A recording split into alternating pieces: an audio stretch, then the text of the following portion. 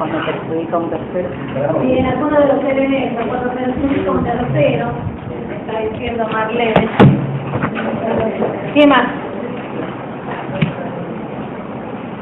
Cuando se gana más de lo que el contrato diría, es una ganancia, Un enriquecimiento ilícito, hacer creer algo, engañar. Y eso más se tendría que ver con la simulación. Sí, es que, mejor dicho, hago pasar algo que no es. bien, hago pasar algo que no es. Algo que ni tiene para que lo pueda. Bueno, interesante acá. Hago pasar, sí, con Ana me entiendo bien con Ana. Hago pasar algo por lo que no es, y en principio estaríamos pareciendo que podríamos estar hablando de la simulación. La simulación, ¿se acuerdan que tenía esa cosa de apariencia? Pero es importante también lo que hizo Marlene, esta situación de engañar a terceros. Bueno, vamos a dilucidar un poquito esto, y lo que les voy a decir es que estudien, cuando nosotros hablamos de fraude, tenemos dos clases de fraude.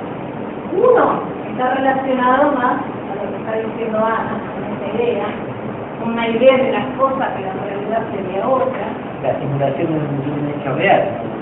No, sin confundirnos con simulación, que la simulación ya la vimos y es específica. Ustedes saben que la simulación en principio es un acto jurídico lícito y solamente puede llegar a tener una sanción en caso de que haya terceros que se vean perjudicados, ¿sí? Pero la simulación ya la vimos y tiene esta situación. Pero ahora, desde el fraude y entendiendo como fraude, me vienen muy bien estas dos ideas que aportan, porque justamente son las dos vertientes de lo que nosotros entendemos como situaciones de fraude. Entonces, ella lo menciona como una cosa de apariencia, de una cosa, pero en realidad es otra. Ahora lo vamos a ahondar. Y Marlene lo dice como engañando a terceros. Y eso es otra. ¿Por qué? Porque el primero de los casos de fraude que vamos a ver es fraude a la ley. Y ese es el tipo de fraude del que está hablando Ana.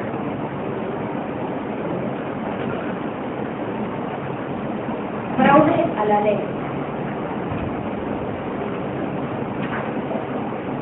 Y el segundo tipo de fraude es el que menciona ella, y es fraude a los acreedores.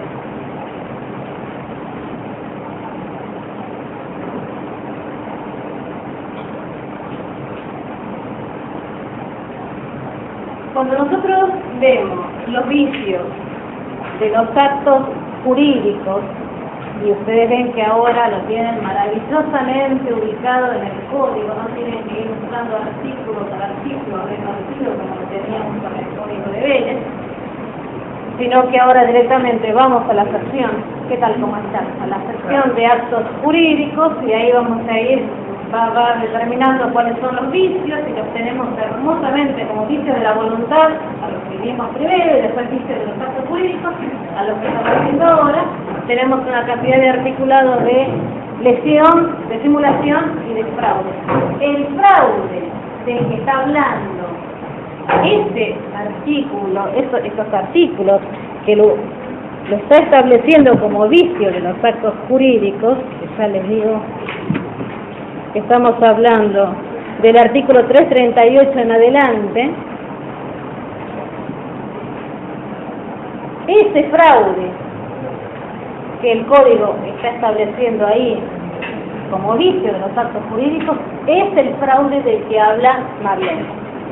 Es el fraude, entonces, a los acreedores. ¿Sí? Es el fraude a los acreedores. El fraude del que está hablando Ana, ahora lo tenemos establecido, y antes no existía en el Código Civil. Sí existía como idea doctrinaria y como puntuales prohibiciones normativas que existían en distintos ordenamientos jurídicos. pero no el concepto, no estaba volcado ese concepto en el Código Civil. Ahora lo tenemos en el artículo 12. Y entonces el artículo 12 es el ¿qué es? El fraude a la ley. ¿Sí? Bueno, vamos a empezar entonces por el fraude a la ley. Se lo voy a dar, les doy la definición, después lo vamos a ir viendo cómo lo maneja el código, ¿sí? Pero les voy dando por Rivera. Como concepto, denominamos actos en fraude a la ley. Sí, actos en fraude a la ley, a los negocios jurídicos aparentemente lícitos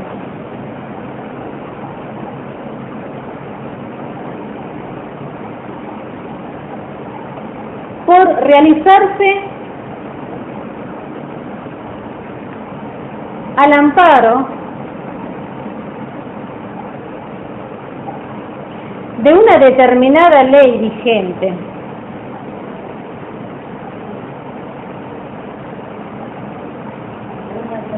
Ley vigente. A esta ley vigente le podemos, para la explicación, le podemos denominar ley de cobertura.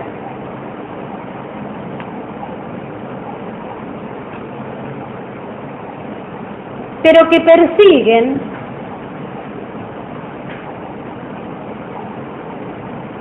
la obtención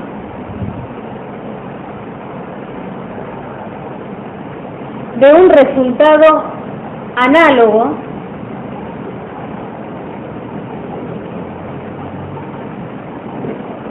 o equivalente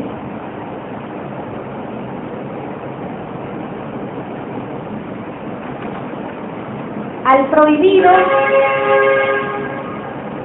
prohibido por otra norma imperativa.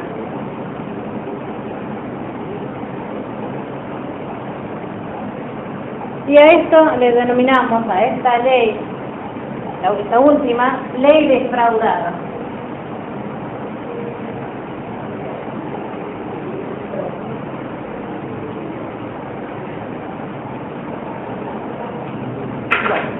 Ahí está toda la explicación del fraude a la ley, así que espero que lo hayan entendido. Entonces, es eso mismo, y por eso les decía, tiene que ver con esto que Ana, cuando intenta esbozar una idea, lo define como una apariencia de una cosa pero otra. Entonces, sacámonos, ojo que no estamos hablando de simulación, estamos hablando de conseguir un objetivo. En realidad lo que nosotros estamos haciendo es buscar un objetivo muy parecido, por eso dice análogo o equivalente, a lo que en realidad la ley me está prohibiendo. Hay una ley que me prohíbe algo, ¿sí? Y yo, en realidad, estoy más o menos logrando esto que la ley me prohíbe. Porque, a ver,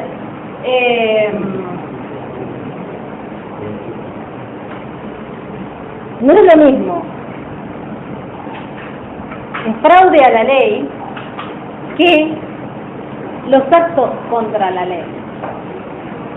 Porque vamos a diferenciar eso. Cuando yo obro en contra de la ley, estoy exactamente teniendo la actitud que la ley me dice que no debo tener. ¿Sí? Estoy obrando en contra de la ley. La ley me establece que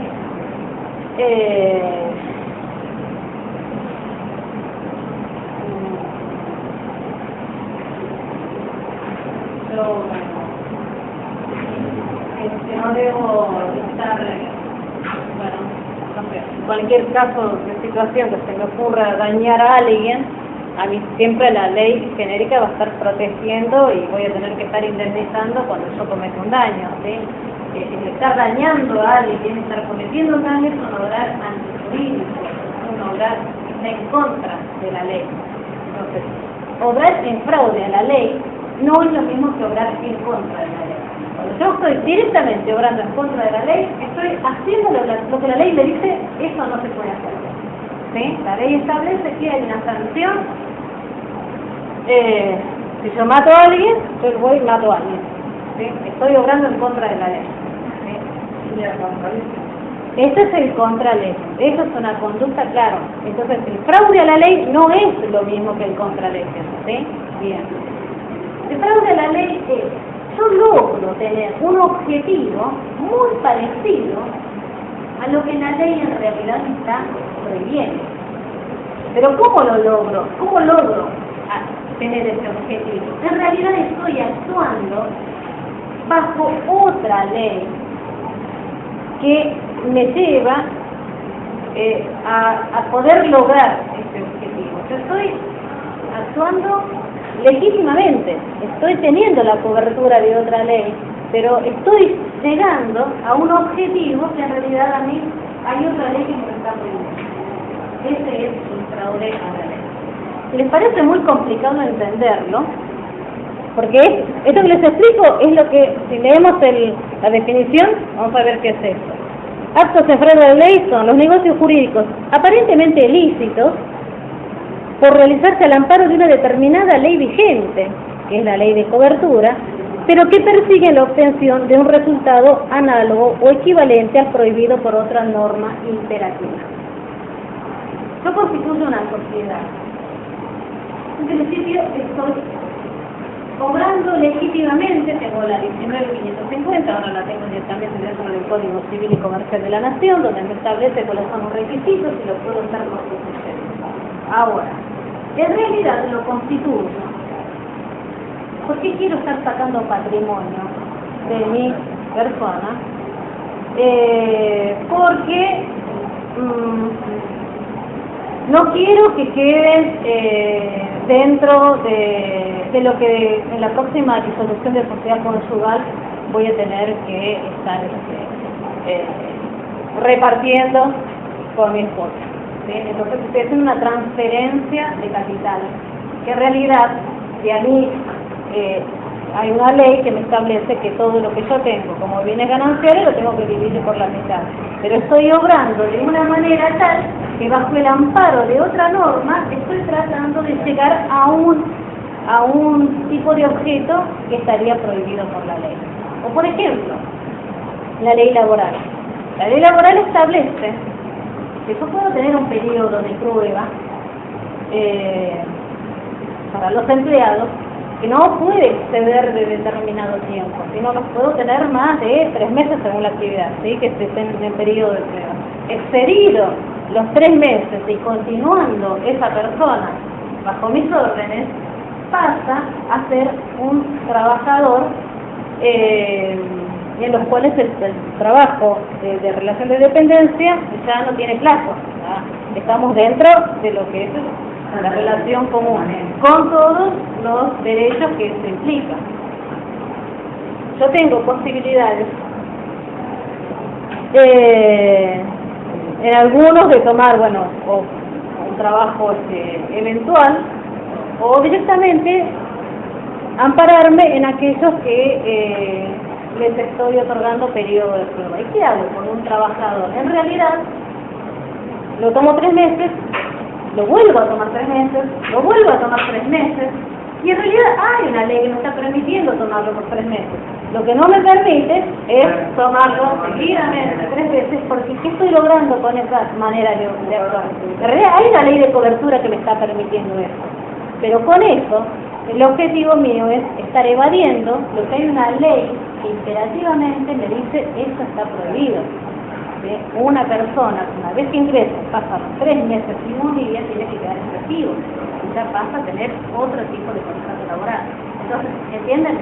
Eso es el fraude a la ley. Yo estoy obrando de una manera, estoy defraudando. En realidad estoy defraudando al sistema normativo. Actúo bajo una ley de protección, una ley de amparo. Pero en realidad mi objetivo es conseguir algo que otra ley me está impidiendo conseguir. Ese es el fraude a la ley. Y se diferencia de los actos contra la ley. ¿Entiende la diferencia de los actos contra la ley? Los actos contra la ley, yo voy directamente, hago lo que la norma dice que no debo hacer. En los fraudes contra la ley, yo en realidad estoy bajo un amparo, ¿sí? Pero en realidad, Porque uno que es directamente y el otro es una ley que uso contra otro. claro, sí, es como una argucia de leyes, claro. Y es difícil entonces comprobar el fraude. Y en realidad el fraude se comprueba cuando uno lo puede ver desde la perspectiva de cuál es la causa que me lleva, de cuál es el objeto que yo tengo, cuál es la causa de ese acto jurídico. Porque en sí, claro, si yo solamente veo el acto jurídico, por ejemplo, en el caso del contrato laboral, solamente el contrato aprueba, está absolutamente validado. Pero si yo lo puedo ver desde una perspectiva de que eso se repite, ahí puedo llegar a decir, bueno, no, pero esto no es lo que la ley está pretendiendo y en realidad su accionar es exactamente lo contrario a lo que la ley de contrato de trabajo establece. Una pregunta, determinado que el fraude se contra la ley, ¿cuál es el efecto que produce? Bien, la sanción. ¿Cuál es la sanción? O sea, claro, porque mientras tanto lo que va a producir es el efecto del acto jurídico, el contrato laboral por 3 meses. Lo que él está diciendo es, está bien, ¿qué se busca? No, ¿qué se busca? No. Una vez comprobado. ¿Cómo se sanciona? ¿Qué es la relación? Claro, ¿qué hacemos con esto? Una vez que se comprueba, aquí llegamos. Y bien. Sobre todo bien porque antes no estaba establecido. Al no estar establecido en el Código Civil el fraude a la ley, nos manejábamos con teorías doctrinarias. Entonces algunos lo que establecían es la nulidad. Entonces otros lo que dicen es, no, en realidad lo que se tiene que estar logrando es poner las cosas en la situación que corresponde. Por ejemplo, y lo que yo estoy diciendo es que estoy tomando un empleado renovándole este contrato, pongámoslo como realmente es el acto que estamos haciendo. Entonces, que se incluya dentro del margen del LST. Reacomodemos esta situación a lo que verdaderamente es el objetivo. Sacamos esta ilicitud que tenemos y lo que le tenemos que atribuirle es el verdadero carácter de esta Claro, sí. Eso sería la sanción. Bueno, los elementos del negocio en fraude a la ley. El negocio jurídico formalmente lícito, o sea, tiene que existir un acto jurídico que esté bajo el amparo de una norma, ¿sí? Eso es el negocio jurídico formalmente lícito.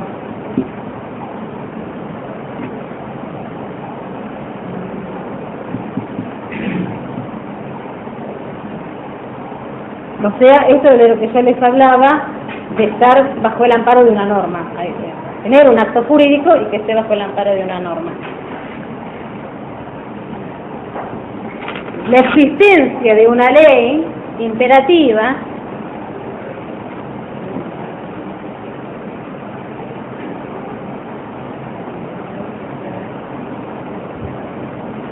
que veda un resultado análogo. Análogo. O sea, perseguimos acá la obtención de un resultado parecido a eso que la ley me está prohibiendo.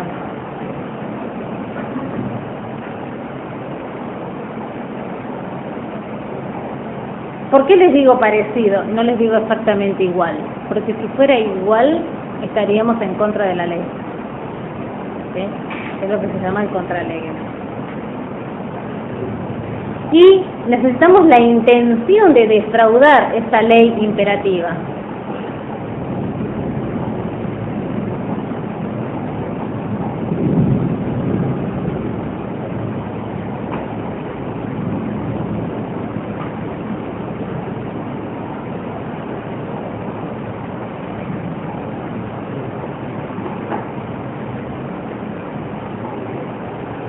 Bueno, Rivera encuentra la esencia de este defecto.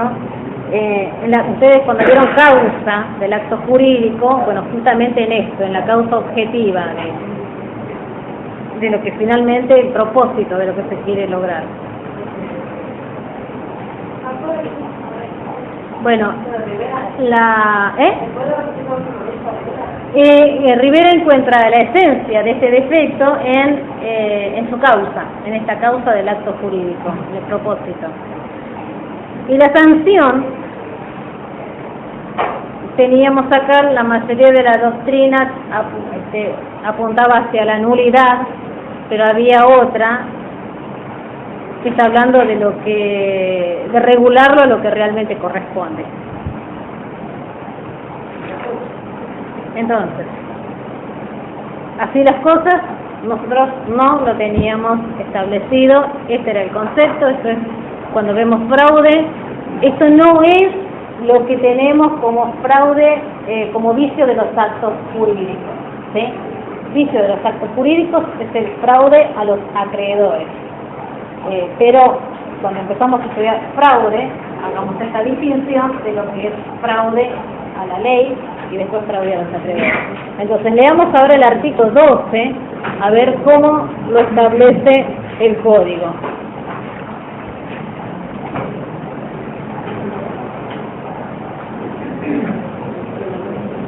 Y lo denomina orden público, porque ustedes se dieron cuenta que yo cuando les hablaba de la norma que se trata de defraudar, era una norma imperativa.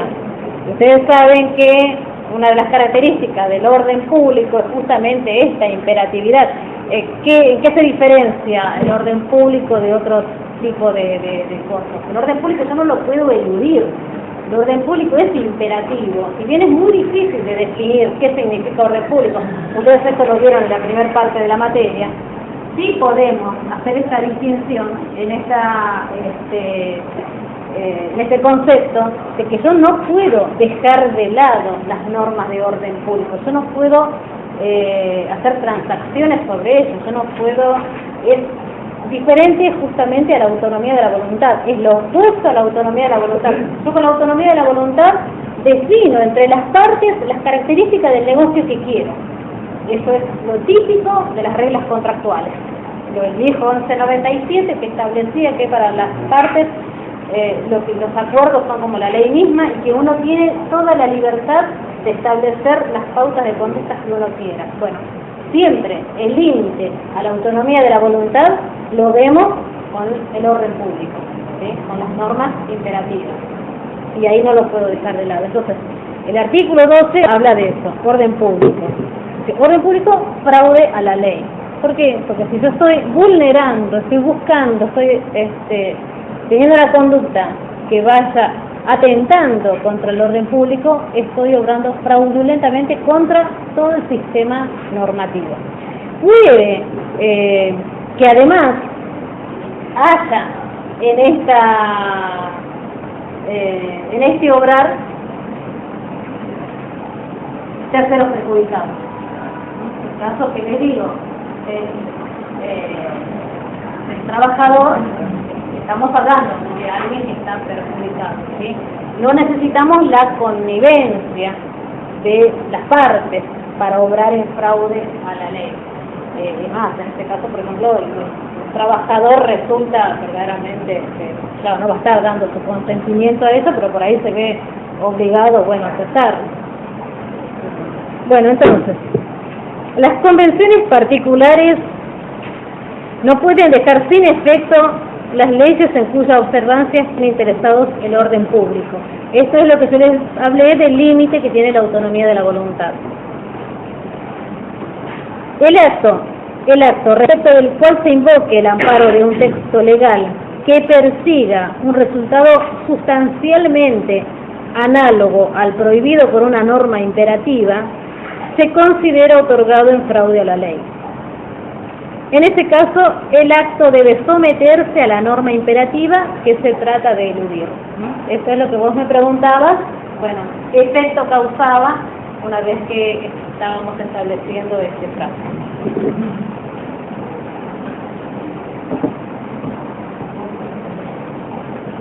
Y ahora vamos a lo que es fraude a los acreedores.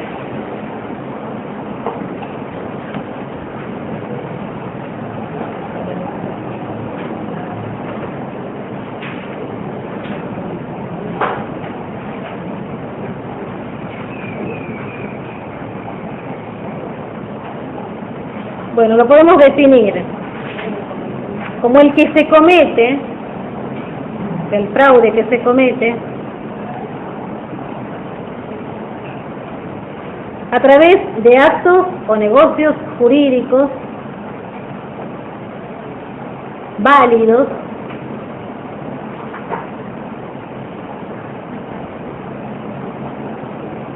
unilaterales o bilaterales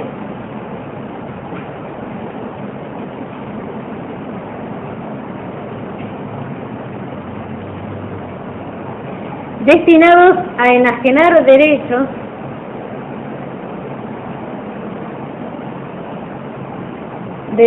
o facultades o abdicarlas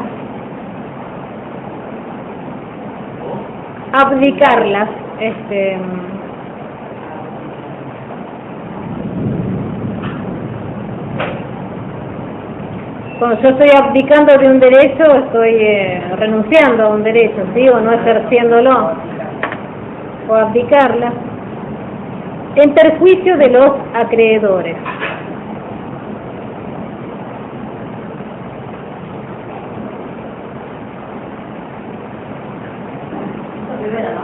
Sí.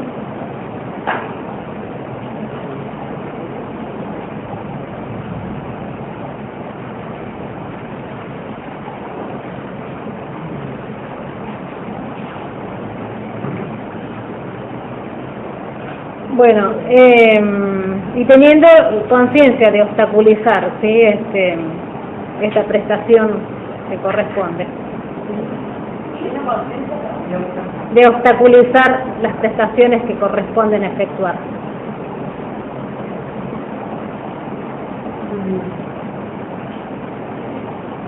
Bueno, eso sería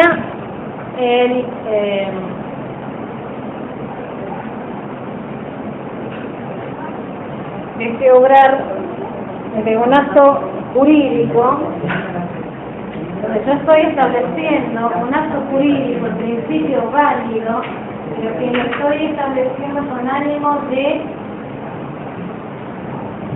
perjudicar a los terceros. Yo tengo acreedores que pretenden, ¿qué pretenden acreedores? ¿Por qué? Porque tienen la tarjeta, porque hay una deuda, los acreedores se tienen que cobrar, ¿por qué? Porque el patrimonio es la empresa con todos los acreedores tienen esta expectativa del cobro en función de que hay determinado patrimonio. Entonces, obrar en fraude a estos terceros es tener la intención de defraudarlos. ¿Cómo? Sacando bienes de mi patrimonio, sabiendo que tengo deudas. El acto jurídico es válido, es lícito, la compra-venta, pero sí, de parte de mi patrimonio. Pero yo sabiendo que tengo acreedores a los que les tengo que pagar, dispongo de mi patrimonio de toda manera como si no lo tuviera. Entonces, en este caso, o dispongo de mi patrimonio o evito que se ingrese el bien. Por eso dice, o abdicando.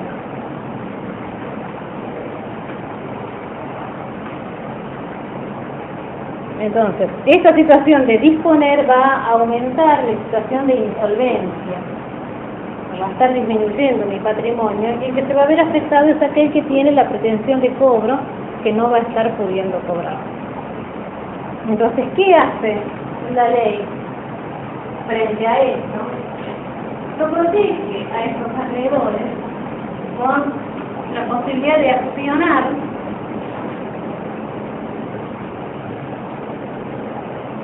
con acciones, normalmente la que vamos a ver es la acción revocatoria. ¿Ustedes se acuerdan cuando hablábamos de patrimonio? Yo les decía que había acciones integrativas del patrimonio, y las integrativas del patrimonio son esto: tratar de hacer volver el patrimonio al deudor para que se puedan cobrar de ahí los acreedores. ¿Se acuerdan cuando hablábamos de estas acciones en la parte, no en este cuatrimestre, pero en la primera parte?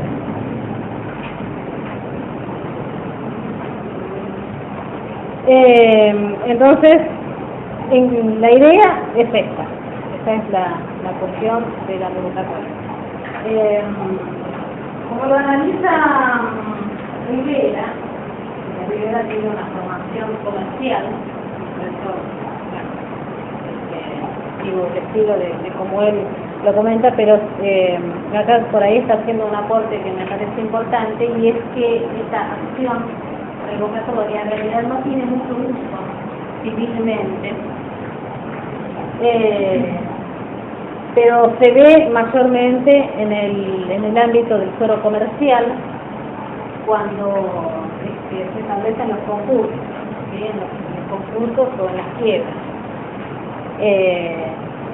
Porque ahora vamos a ver que esta acción lo que hace, hasta acá, ¿qué hacíamos con todos los vicios que teníamos de los actos jurídicos? ¿Cuál era la sanción de los vicios? La nulidad. ¿Sí? Salvo uno que habíamos visto, la lesión. Además, la lesión, ¿qué otra posibilidad tenía? Bueno, además teníamos daños y perjuicios, pero en general retrotraíamos, o sea, tenemos la nulidad. La lesión habilita a reacondicionar. ¿Se acuerdan lo que era la lesión? Bueno, entonces habilitaba a que reacondicionemos el estándar de ese negocio jurídico que se había establecido y que era inequitativo. Pero salvo la lesión, todos los otros llevaban a la sanción de nulidad. Bueno, la acción revocatoria, que es la acción que el Código Civil les permite a los acreedores cuando han obrado el fraude a ellos, ¿sí?, no acarrea como sanción la nulidad del acto jurídico.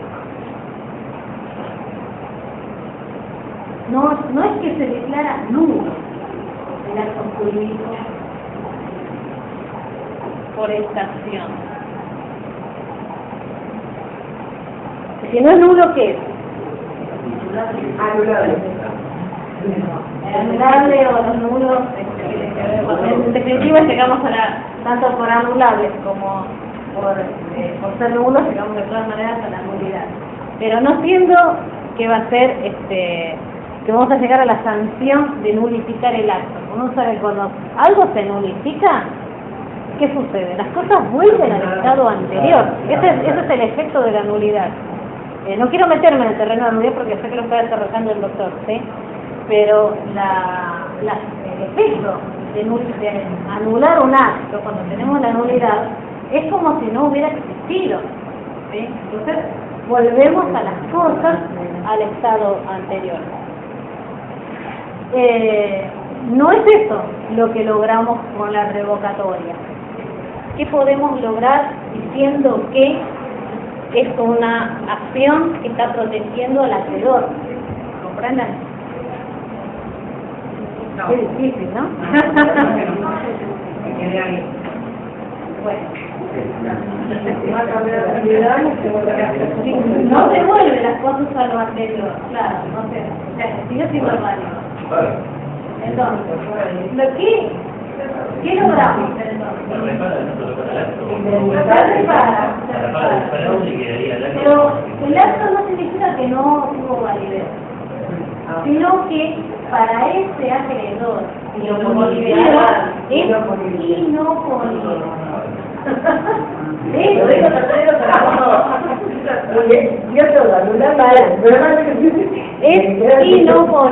Para ese acreedor que accionó por revocatoria, no le va a poder oponer ese acto jurídico de hacer salir ese patrimonio, ese capital, su patrimonio, ¿comprenden?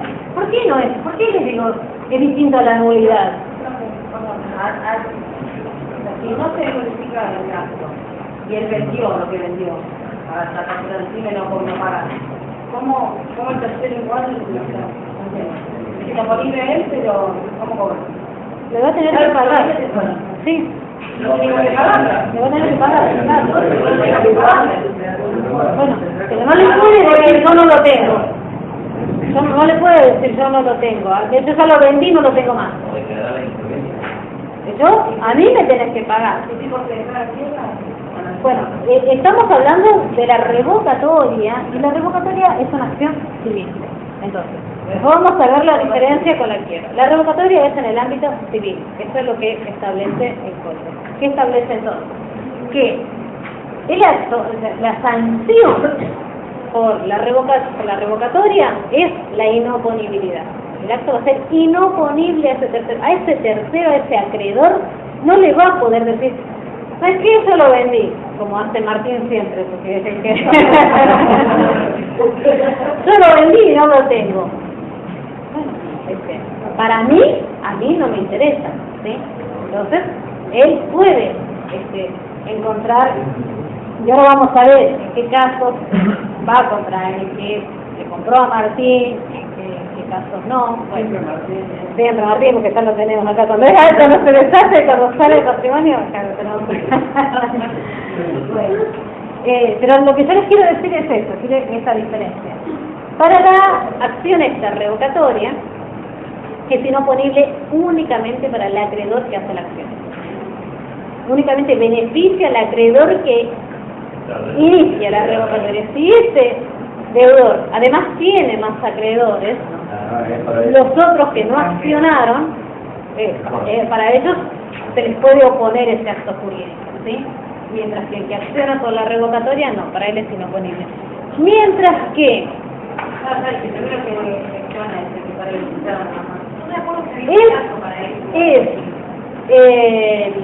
para el que acciona es inoponible. Si acciona más de uno, serán oponibles para los que accionan. Pero si tienen muchos, tenemos después el plazo de 2 años de la prescripción. Desde que tomas conocimiento, pero lo vemos después al tema de la prescripción. Ahora, distinto, y en esto modifica cuando nos manejamos en el ámbito comercial y nos vamos por la ley de concursos o de quiebras, porque ahí establece cuando una persona entra en un estado de concurso, que es una cesación de pagos, ustedes después lo van a ver bien cuando hagan comercial, y son un procedimiento específico, tenemos ahí lo que se llama un periodo de sospecha, donde previo a la declaración de quiebra se entiende que todos los actos jurídicos que se hizo en ese término entran en una situación como de duda de cómo es que se manejó con su capital el concursado o el fallido, ¿sí? Entonces entramos ahí en ese periodo de sospecha, y cuando lo hacemos por la ley concursal, cuando se pide el concurso, en realidad en todos los actos jurídicos que están en ese periodo de sospecha, para todos los acreedores que abarcan y que están en ese tiempo, les es inoponible estos actos jurídicos, ¿se entienden? Esa es la diferencia que hay si nos manejamos con la ley concursal que si nos manejamos con la ley civil de la revocación. En la revocación va a ser inoponible, pero únicamente para el acreedor que accionó. En la ley concursal va a ser inoponible igual, pero para todos los acreedores que están en ese periodo de sospecha que establece la ley de concurso. ¿Me esperan un poquito?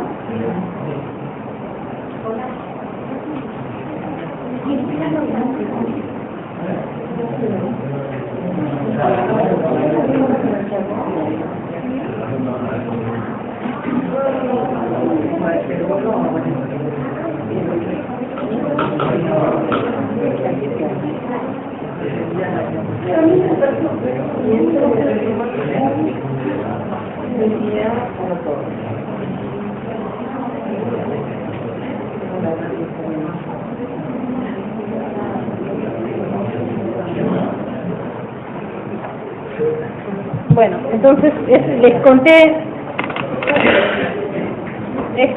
la idea, ahora vamos desmenuzando. ¿Les había dado el concepto?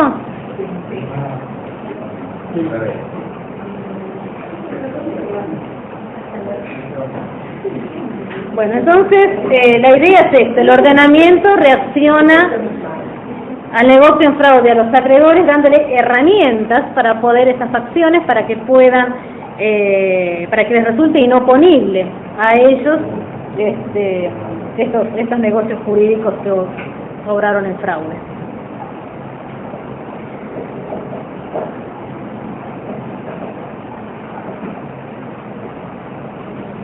Bueno,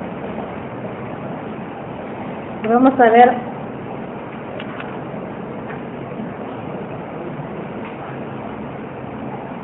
las pautas que tenemos. Obviamente tienen que ser actos o negocios jurídicos, porque es a ellos a los que vamos a atacar.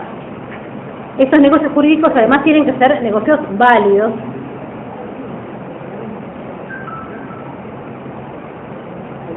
y tienen que provocar o agravar la insolvencia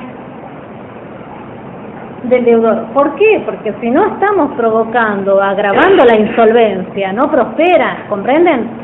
O sea, si este deudor, si este acreedor no se encuentra en peligro de no cobrar, tranquilamente dispone de sus bienes el deudor de una persona. ¿Eso lo entienden? O sea, es importante elemento para que prospere esta acción es que agrave o provoque la insolvencia de este acto jurídico, si no, no prospera.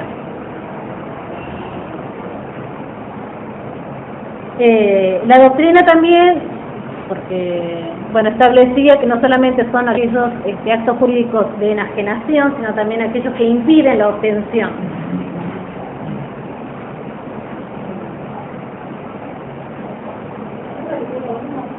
Que para la doctrina, como lo teníamos establecido, no solamente se podían atacar los actos jurídicos de enajenación de patrimonio, sino también aquellos que impedían la obtención de patrimonio. Como por ejemplo no aceptar una herencia.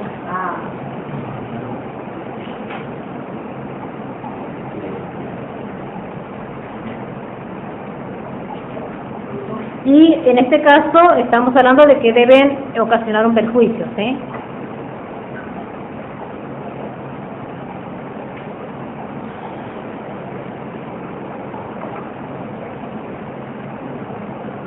Bueno, la impugnación es a través de, por la vía civil, por la acción revocatoria, y por la vía comercial. Recuerden esto, que cuando el deudor es declarado en quiebra, los actos que se celebran en el período de sospecha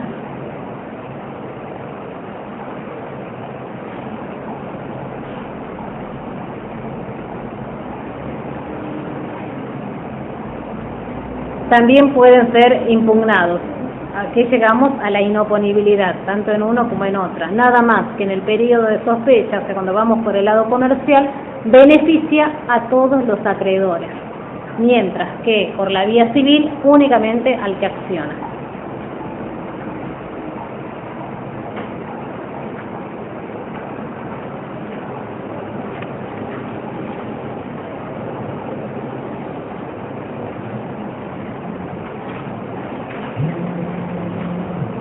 Para la revocatoria es importante que el acreedor sea acreedor con fecha anterior al acto que estamos impugnando. ¿Comprenden? Cuando hablamos de la revocatoria es importante que el acreedor ya sea acreedor con fecha anterior al acto que estamos impugnando, ¿sí? El señor me tiene que pagar, pero yo ya estableció conmigo un contrato que me tiene que estar pagando. Bueno, y después de eso se deshace de su patrimonio. Entonces la fecha anterior es importante como requisito.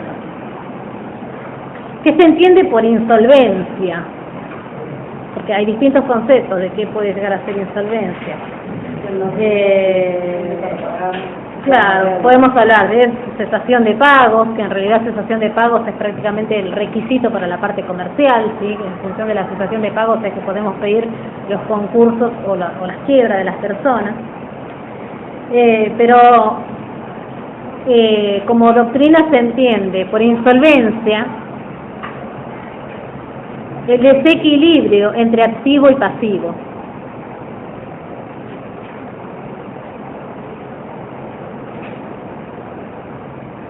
De modo que el negocio revocable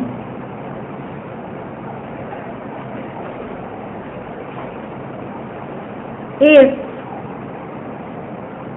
aquel que al causar la desaparición de un bien del activo, es aquel que al causar la desaparición de un bien del activo,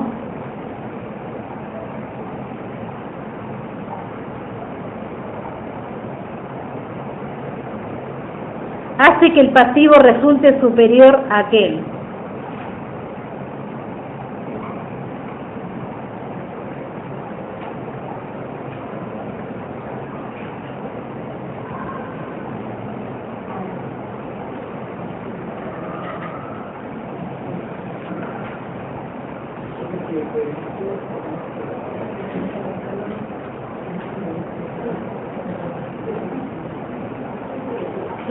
Otro elemento importante también es que tenemos que respetar la igualdad de los acreedores, ¿sí? Puede llegarse a la acción revocatoria porque le esté pagando a un acreedor, pero también lo puede estar haciendo de alguna manera perjudicando al resto de los acreedores. Entonces también es un elemento importante esta situación de mantener la igualdad de los acreedores. No puede estar pagando a quien quiera si es que están todos en la misma condición de igualdad. Entonces eso también puede llevar a que se accione por revocatoria o por el lado concursal.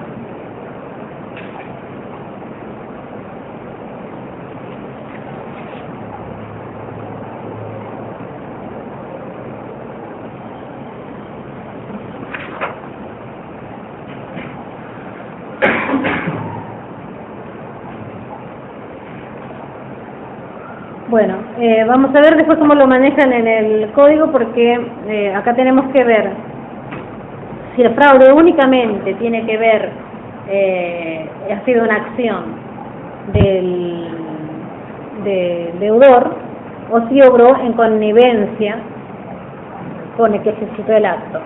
¿Comprenden? Entonces, ahí tenemos unas presunciones legales que ahora vamos a ir desmenuzando. Porque si ha obrado en connivencia con aquel que ejecutó este acto, que nosotros ahora queremos revocar, tenemos que accionar contra ellos dos.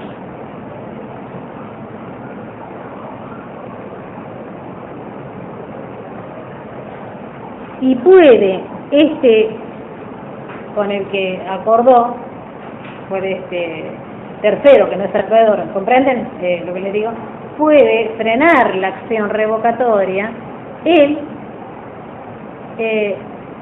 ofreciéndole al que inicia la acción pagarle, ¿sí? Entonces es una de las posibilidades, que este tercero le esté pagando al que inicia la acción revocatoria.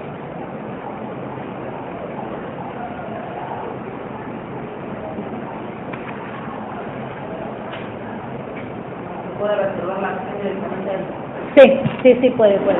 Necesariamente, si estamos hablando de que los dos obran en fraude, tiene que ser, ustedes en el libro lo van a encontrar como legitimación activa, legitimación pasiva. ¿Qué es legitimación activa? ¿Y qué es legitimación pasiva? Porque todos esos institutos ustedes se encuentran legitimación activa y legitimación pasiva. La legitimación activa, estas son cuestiones procesales, sí, pero la legitimación activa es aquel que está legitimado por ley para iniciar una acción. Siempre, para distintas acciones judiciales, la ley establece, están legitimados activos son, entonces, acá, el legitimado activo es el acreedor que se encuentra perjudicado, ¿sí? Porque, bueno, hay una situación acá, ahora vamos a ver de presunciones legales, pero porque el deudor de su patrimonio se ha enajenado parte de su patrimonio y lo ha puesto en estado de insolvencia. Entonces, dada esa situación, yo estoy activamente legitimado para iniciar la revocatoria. Por ejemplo, si yo no estuviera, si eso no ocasionaría esta situación de insolvencia, que es lo que les comentaba, no puedo iniciar la revocatoria, no puedo pedir que me sea inoponible algo cuando esta persona no ha quedado en situación de insolvencia, ¿comprenden? Entonces, toda esta situación hace que yo pueda intentar la acción. ¿Quién lo puede hacer? Acreedor. No lo puede estar haciendo el hijo del acreedor, que no lo puede estar haciendo el otro, un tercero. Tiene que ser eso. ¿Y quiénes son los legitimados pasivos?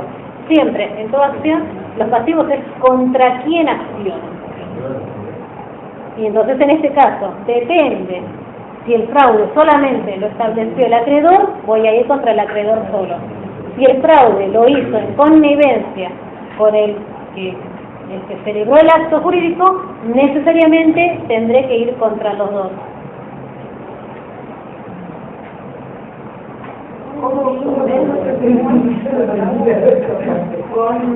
¿Pasivo cuál es? ¿Qué habré dicho? Se quedaron así. A ver, yo estaba hablando de lo que son legitimados activos y pasivos, porque ustedes lo van a ver siempre en el libro. Entonces, legitimados pasivos siempre es contra quienes accionan. ¿Sí? Siempre las acciones de los legitimados activos son tales, los legitimados pasivos son tales. ¿Qué pasa? Acá puede que en fraude nada más haya obrado el acreedor, el deudor, aquel que debe, el que está debiendo. El que está debiendo. No. El acreedor va a ser a esta porque está acomodado. Claro.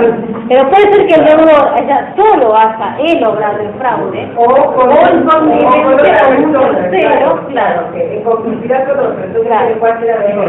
Este tercero conocía que quería hacer este acto para defraudar al acreedor. Ahí está.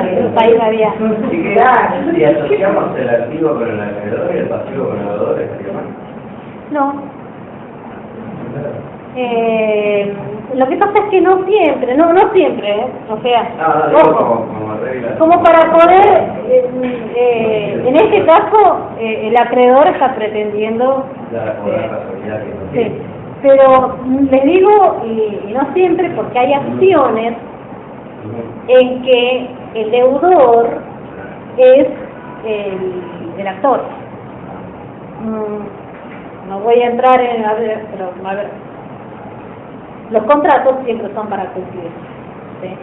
Y normalmente hay una parte, estamos hablando de contrato de mutuo, contrato, bueno, de distintas prestaciones, pero supongamos que sea una cuestión de devolver dinero, ¿sí? El mutuo se llama el contrato en donde hay un préstamo dinerario y hay una persona que tiene que estarle pagando en cuotas a otra persona por un préstamo que se hizo.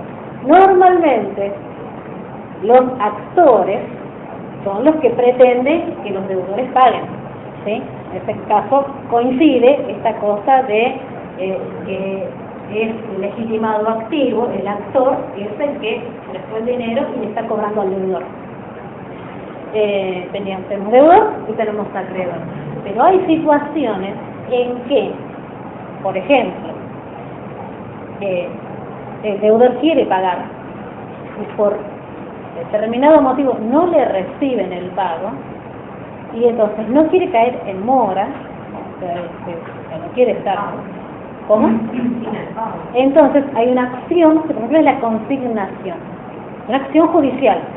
Tiene que presentarse diciendo, yo vengo a pagar porque el señor no me recibe el pago. Y obligación del contrato es que me reciba si ese pago está bien hecho, obviamente. Corresponde según la cuota, según la moneda. Son situaciones que se presentan mucho, por ejemplo, con el desfasaje del dólar. Muy bueno, yo te pago en pesos lo que dice, ¿no? Pero eso era equivalente en dólar, bueno, pero el dólar es blue, el dólar no sé, bueno. Y entonces no se terminan de poner de acuerdo y esa parte no quiere recibir porque lo que quiere pagar según su criterio es menos. Entonces, bueno, como ahí hay una situación que no se entiende y no quiere quedar en mora, en ese caso es el deudor pero sería actor en ese juicio, ¿comprenden? Entonces, por eso esta cuestión de no necesariamente tomar ese criterio. Es lo común. A veces pasa que, por ejemplo, en contratos de locaciones de viviendas, de inmuebles, por alguna cuestión no le reciben el pago del alquiler al inquilino. Entonces, en ese caso también, el inquilino, que es el que tiene que pagar todos los meses, tiene que estar estableciendo una acción de consignación, porque el locador no le quiere estar recibiendo el pago y no quiere quedar en mora. Entonces, y en otras cosas que también se usa a veces, normalmente no es tanto, pero pasa las consignaciones laborales.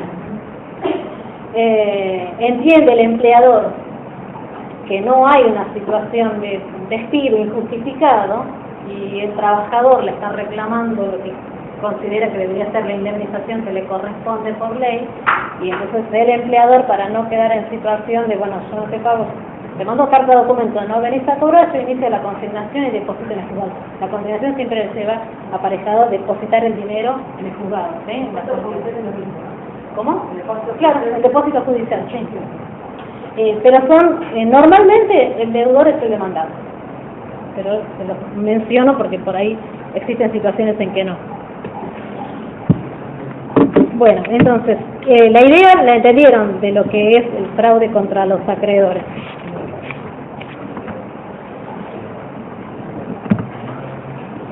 Bueno, ¿lo vamos leyendo? Alguien que lo lea, que ya descansa. 338. A partir del 338 tenemos todo este instituto y que vamos a ir viendo más cosas que la que les dije.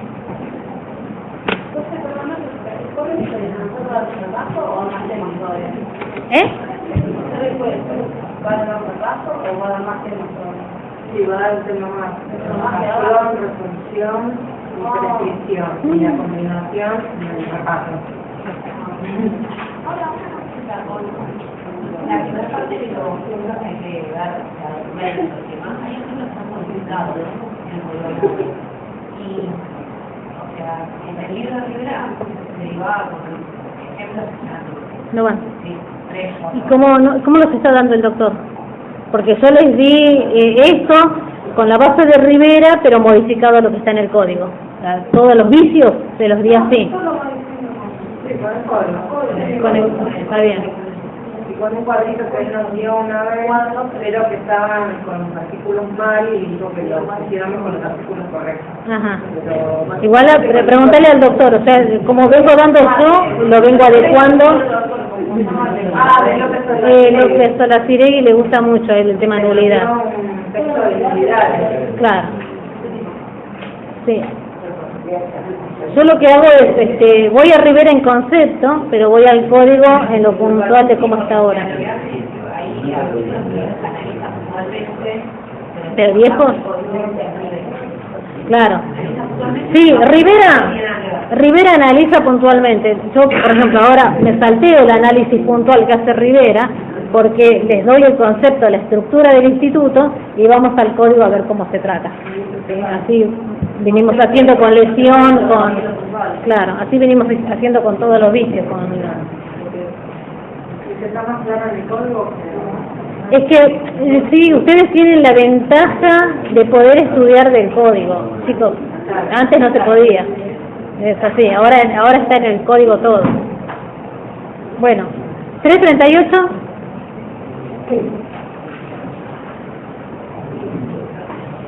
Todo acreedor puede solicitar la declaración de la inoponibilidad de los actos celebrados por su deudor en fraude de sus derechos, de las renuncias al ejercicio de derechos o facultades con las que hubiese podido mejorar o evitado O evitamos ser afectados de fortuna. Bueno.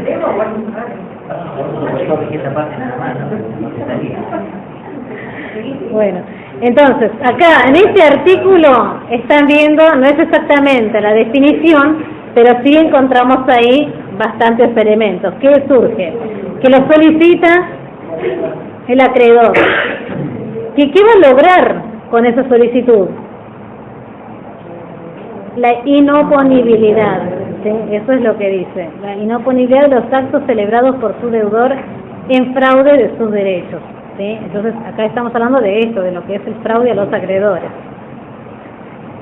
Y ya sea por los actos que celebró en fraude o por las renuncias al ejercicio de los derechos o facultades. ¿Se acuerdan que habíamos hablado de eso, de la abdicación en la definición que les di?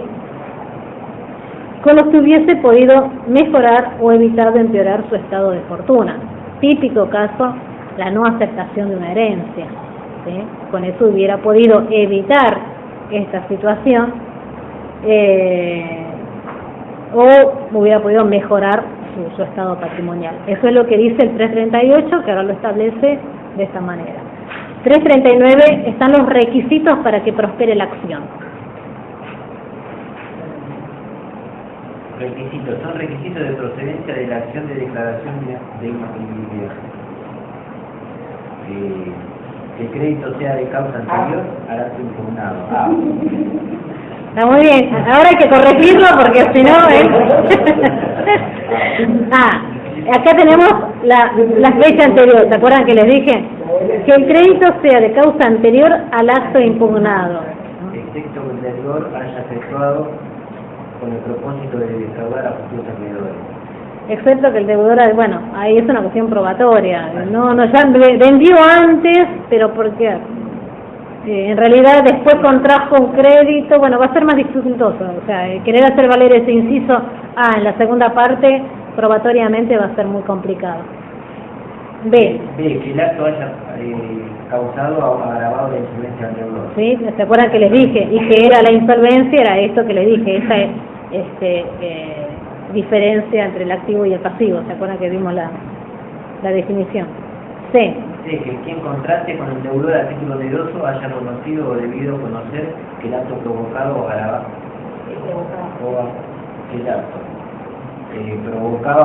la insolvencia. Bueno, entonces ahí estamos hablando de esta connivencia, ¿sí? Que quien contrató con el deudor, el código por suerte lo dice bien, no lo dice como yo, que lo dije como acreedor y los confundí todos, que quien contrató con el deudor a título oneroso, y ojo que dice a título oneroso, porque distinto es si estamos hablando a título gratuito. Entonces tengan en cuenta esto. Cuando hablamos de título oneroso, ahí que quien contrató con el deudor haya conocido o debido conocer que el acto provocaba o agravaba la insolvencia. ¿Sí? Tenemos acá un elemento subjetivo, que haya tomado conocimiento, que conociera este tercero que contrató con el deudor. Bueno, 340. ¿Cuáles son los efectos? Efectos frente a terceros. Sí. Deberse indemnizar. Bien. El fraude no puede oponerse a los acreedores del accidente que de buena fe han necesitado los bienes comprendidos en el acto. La acción del acreedor contra el subadquirente de los derechos obtenidos por el acto impugnado solo procede si adquirió por título gratuito. Ven, acá estamos hablando de otra. Antes hablamos del oneroso, ahora hablamos de gratuito. Entonces, o si es cómplice en un fraude. La complicidad se presume si al momento de contratar conocía el estado de insolvencia. Bueno, acá tenemos una de las presunciones. ¿Cómo yo presumo? Porque se acuerdan que le dije que demostrar el elemento subjetivo del que estuvo en connivencia con el deudor. ¿Cuál es el elemento subjetivo? Que conociera, que quería defraudar a un acreedor. ¿Cómo demostramos que conocía que me quería defraudar? A ver, es una cuestión complicada. Entonces la ley acá da una presunción. La presunción que dice, se presume la complicidad que tuvo ese tercero si al momento de contratar conocía el estado de insolvencia. Entonces, ¿qué es lo que tenemos que demostrar nosotros? Que ese tercero lo conocía, sabía que con eso iba a insolventarse. Sabiendo que con eso iba a insolventarse, ya presume que lo hacía para defraudarme a mí. ¿Sí? O sea, eso es lo que... Las presunciones legales son siempre importantes y es importante que las sepan leer. ¿Sí? Entonces las presunciones les marca a ustedes a qué tienen que apuntar con la carga probatoria. Entonces, ¿Qué necesito? Este tercero que estuvo contratando sabía que era el único bien que tenía. ¿Sí? Sabía que no había más. Con eso, se presume, la ley se ocupa de hacer la presunción legal. Ya está. Se presume que me quiso, se obró para defraudar a un tercero.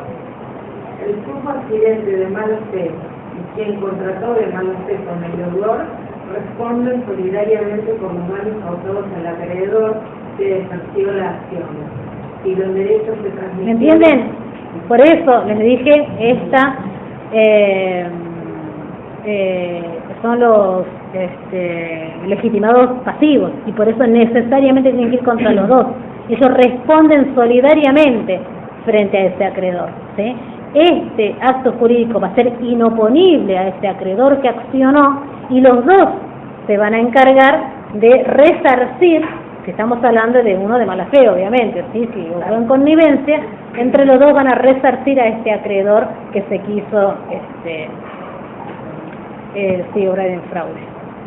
Si los derechos se transmitieron a un adquirente de buena fe y a título oneroso o de otro modo se perdieron para el acreedor, el que contrató de buena fe y a título gratuito con el deudor responde en la medida de su enriquecimiento. Bueno, ahí está hablando de otra posibilidad.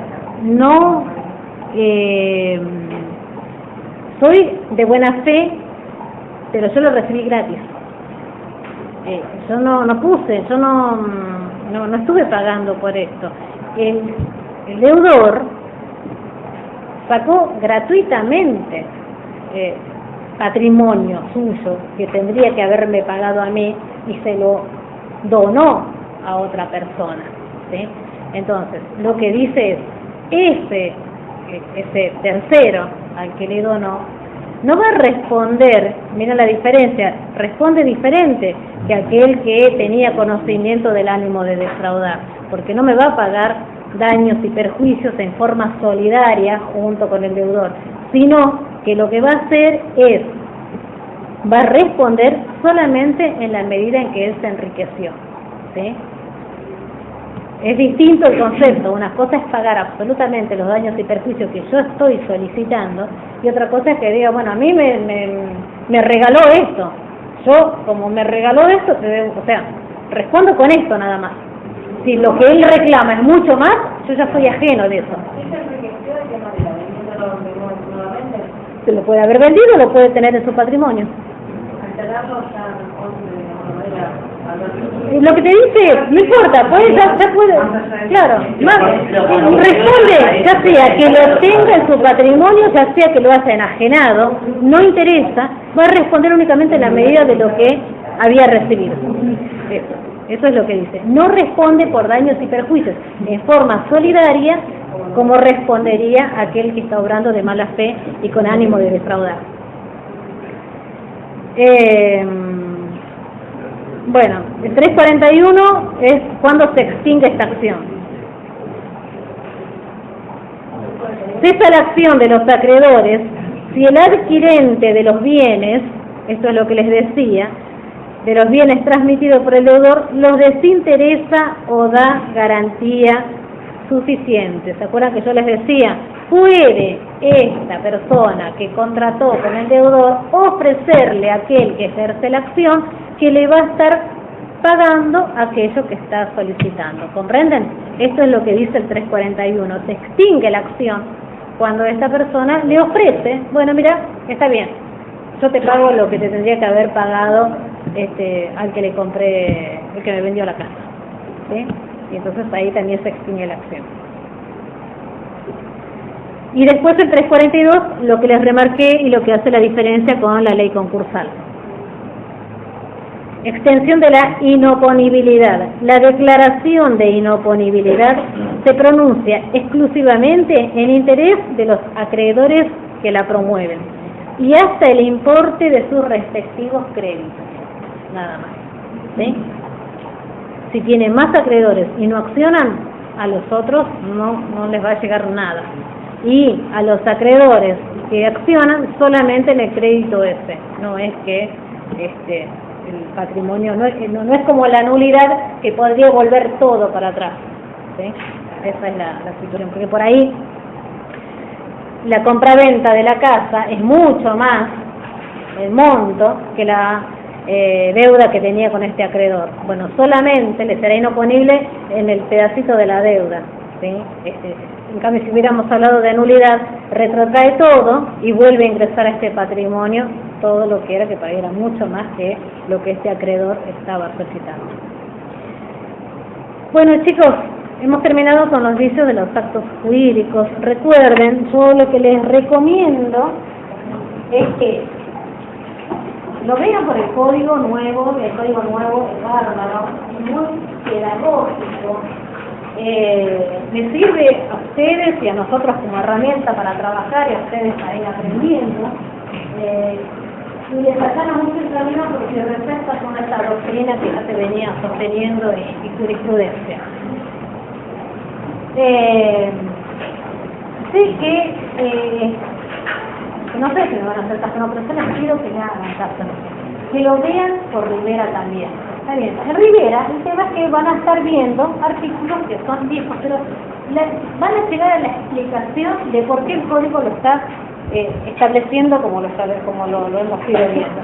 Porque por ahí hemos analizado un artículo y yo les digo, esta palabra es porque antes pasaba tal y tal y tal cosa. Entonces ustedes veían con el tema de error, ¿por qué empezaba diciendo el error esencial? Bueno, porque antes había una diferencia entre esencial y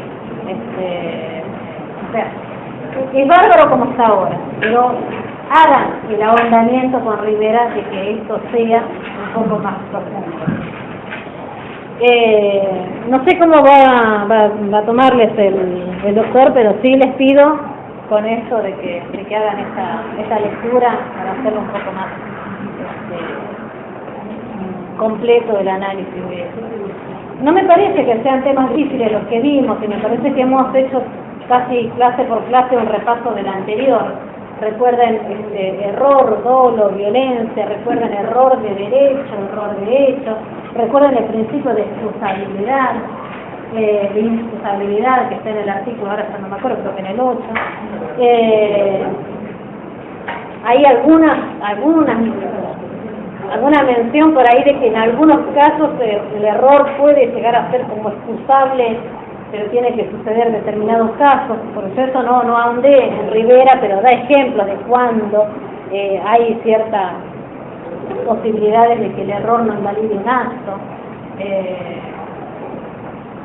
Solo vamos a ver cuando veamos sesiones, voy a volver a ver si todo sigue bien acá en la universidad, cuando hagamos sesiones en el último año, y vamos a ver que, por ejemplo, hay situaciones en las que uno desconoce que está sobre un error, y en ese caso, a pesar de que hay un error cuando uno cree que verdaderamente es un heredero y acción y puede actuar y estar haciendo actos jurídicos en función de los bienes que entiende le corresponde por ser heredero, bueno, hay situaciones ahí como es eso, en que los actos jurídicos no se nulifican y estos errores, a pesar de uno estar obrando el error, no lo conoce y la ley permite, se llama heredero aparente. Entonces, cuando uno obra con esta situación de heredero aparente, por ejemplo, la ley establece que le vamos a dar validez a estos actos jurídicos. Son situaciones extrañas, vamos a ver después en sucesiones cuándo se da, porque normalmente uno no está obrando como heredero.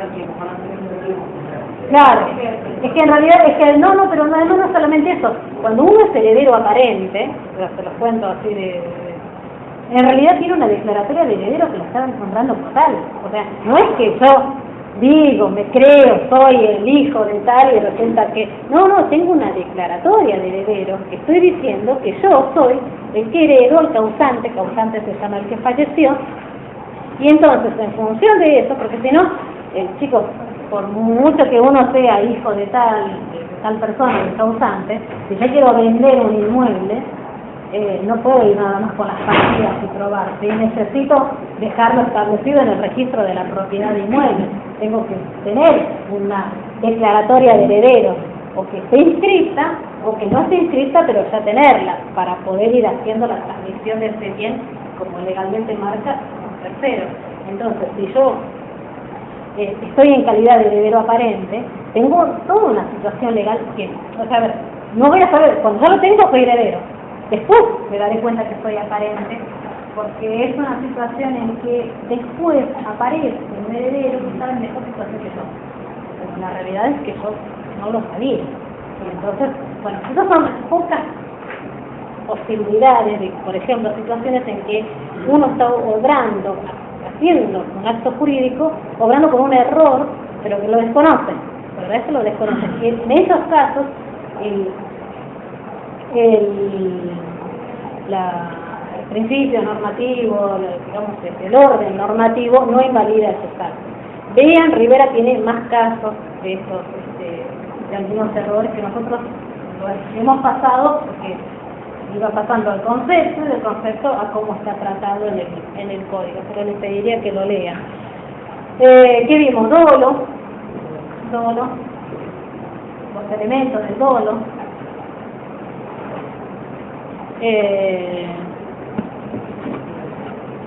No me parece que haya sido difícil el tema dolo, era recuerdan ustedes que había un dolo que estaba nulificando la acción y había otro dolo que lo que se estaba haciendo era poder pedir ¿qué cosa? Resarcimiento de daños y perjuicios, ¿sí? No todos los dolos se van a la nulidad de la acción. Violencia, era el otro de los vicios. La violencia, ¿cómo tiene que ser? Tenían los elementos de la violencia, recuerdan que tiene que ser grave, que tiene que ser inminente, que tiene que ser, lo importante es que sea concreta, que no sea una violencia que yo me imagino que va a ser, tiene que ser fundada, ¿sí? Yo tengo que establecer el motivo de verdaderamente esa amenaza existió. No puedo decir no porque tengo miedo, porque si hago esto capaz no, tiene que ser fundada, no tiene que ser imaginaria.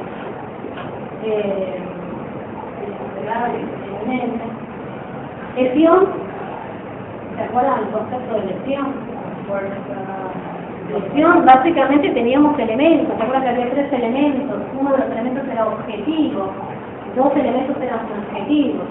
El elemento objetivo tiene que ver con la inequidad de las prestaciones.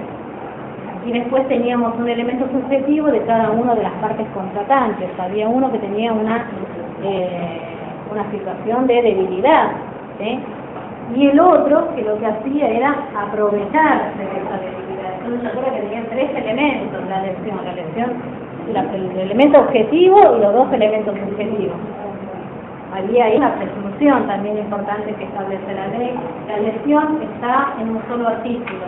Antes de la lesión, antes de que existiera la lesión, es algo que se establece con la 17.711, nos basábamos con los principios de la buena fe, de la moral y las costumbres del 953.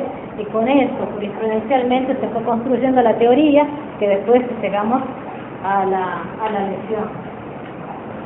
Subjetivo objetiva justamente por esos elementos que teníamos. ¿Y qué logramos con esto? Si yo acciono por lesión, o nulifico el acto, o pido que esto se reacomode a las pautas lógicas que tendrían que haber tenido este contrato. ¿Sí? Recuerden que ahí vimos el ejemplo de esta casa que se había vendido, de este fallo que les hice leer. Simulación.